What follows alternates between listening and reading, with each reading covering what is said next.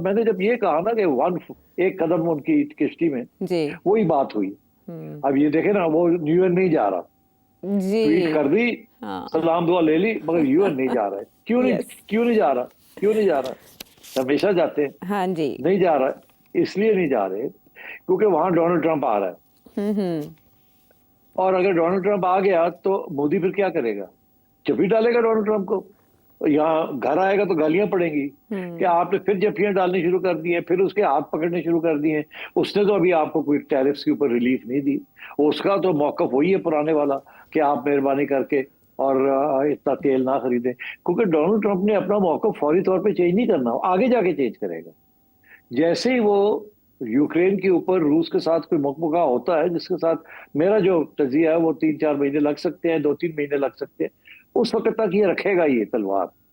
तो इवेंचुअली वो भी सेटल होगी और ये भी सेटल होगा, और ये वापस चले जाएंगे, और एक दूसरे के ये जो 25% ये किया है, इसके ऊपर भी एग्रीमेंट हो जाएगी। अभी आपने देखा इंडियन कॉमर्स मिनिस्ट्री के लोग कह रहे हैं कि हमारी तो नेगोशिएशंस टैरिफ के ऊपर अभी तक जारी है, जी। हमने तो कोई पुल बैक नहीं किया। तो मैं यही समझता हूँ कि इसलिए इस वक्त नरेंद्र मोदी का वहां जाना उसके लिए प्रॉब्लम बन सकता था मीडिया में, क्योंकि उसका मीडिया देखे ना, इंडियन मीडिया अगर आप देखें, वो तो गालियां दे रहे हैं डोनाल्ड ट्रंप को। वो तो अगर उनके पास हिम्मत होती तो वो जंग छेड़ देते इंडिया और अमेरिका की।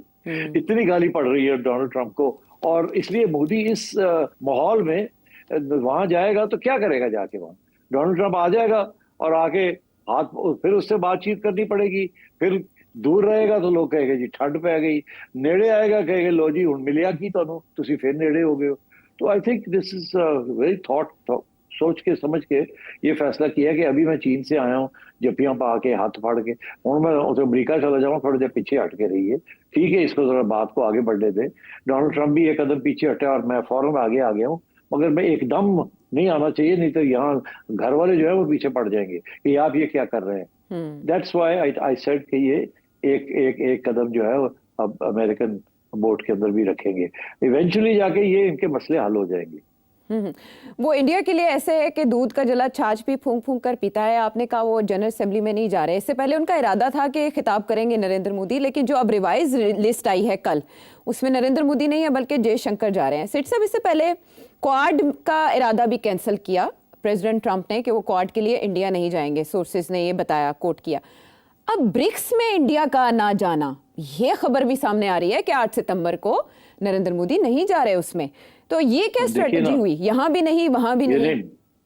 अभी देखे ना, वहां जो बात की जा रही है, जो डोनाल्ड ट्रंप के लोग हैं वो तो ये कह रहे हैं ना कि बेसिक मसला एससीओ नहीं है, बेसिक मसला ब्रिक्स है। ब्रिक्स एक इकोनॉमिक ब्लॉक बन रहा है जो कि डॉलर को गिराना चाहता है और नई करेंसीज करना चाहता है, और BRICS is the economic block, not SCO के अंदर इज नॉट इम्पोर्टेंट, सिक्योरिटी वाली बात है एससीओ की। BRICS is the economic challenge to America. अब ब्रिक्स के अंदर ब्राजील के साथ लड़ाई झगड़े चल रहे हैं, अमेरिका के सख्त लड़ाई झगड़े, पूरी यहां तक कि वो तो ब्राजील के प्रेसिडेंट को निकालना चाहते हैं, रेजीम चेंज करना चाहता है ये साहब डोनाल्ड ट्रंप। और बाकी आ गया ब्रिक्स का बी ब्राजील, और रशिया के साथ चल रहा मसला, आई इंडिया, सी चाइना। तो रशिया और चाइना के दरमियान आई है। अब उसके ऊपर वो कह रहे हैं, उसका सेक्रेटरी कह रहा है जो डोनाल्ड ट्रंप का, कि ये जो आई बीच में आया हुआ है ना ब्रिक्स का, ये अगर निकल जाता है तो फिर ब्रिक्स नहीं चलता। तो या आप फैसला करें आपने ब्रिक्स में रहना है, तो फिर हम तो ब्रिक्स को नहीं छोड़ेंगे, तो या आप निकले ब्रिक्स से बाहर, क्योंकि ब्रिक्स BRIC ब्रिक लफ्ज ही बनता है इंडिया के साथ, वावल है ना अंग्रेजी का वावल। तो ये वो, हाँ, तो ये बातें हो रही है। तो अब प्रेशर तो है, और तो आई थिंक नरेंद्र मोदी बड़े ख्याल से हर बात करेगा। एक तरफ वो उधर गया है, इधर सलाम दुआ ले ली है। अब वो अगर ब्रिक्स चला जाता है तो अमेरिका को फिर डोनाल्ड ट्रंप ने गरजना था, इसलिए कोई पॉइंट नहीं है इस वक्त गरजने का और लड़ाई झगड़े लेने का। थोड़ा पीछे हट के बैठे, डोनाल्ड ट्रंप को भी सांस लेने दें। तो I think that's what's happening right now. अच्छा, ये डिप्लोमेटिक कंफ्यूजन इस वक्त भारत पे हावी दिखाई देती है कि जयशंकर एससीओ नहीं गए, घर बिठाया उनको, मगर वो अब ब्रिक्स में जाएंगे। तो ब्रिक्स में जयशंकर के जाने को और मोदी जी के अवॉइड करने को चाइना और रशिया कैसे देखेंगे?